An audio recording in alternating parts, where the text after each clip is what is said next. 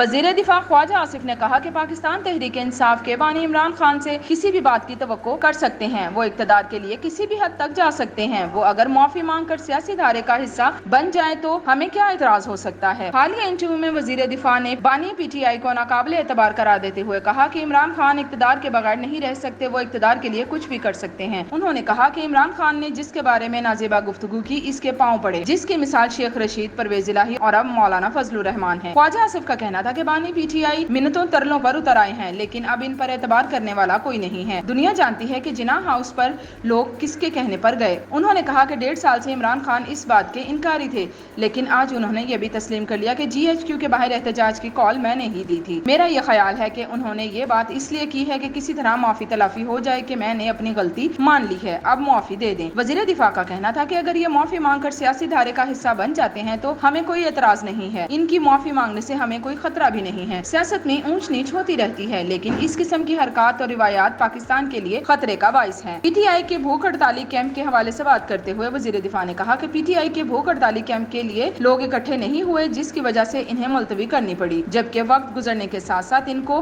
حاصل عوامی حمایت بھی ختم ہو جائے گی۔ انہوں نے مزید کہا کہ پاکستان کے 75 سالہ سیاسی تاریخ میں بڑے خطرناک ٹرینڈز آئے، لیکن اس سے خوفناک ٹرینڈ کبھی متعارف نہیں ہوا جو عمران خان نے کیا ہے۔ دراصل بانی پی ٹی آئی اقتدار میں آنے کے لیے کچھ بھی کر سکتے ہیں۔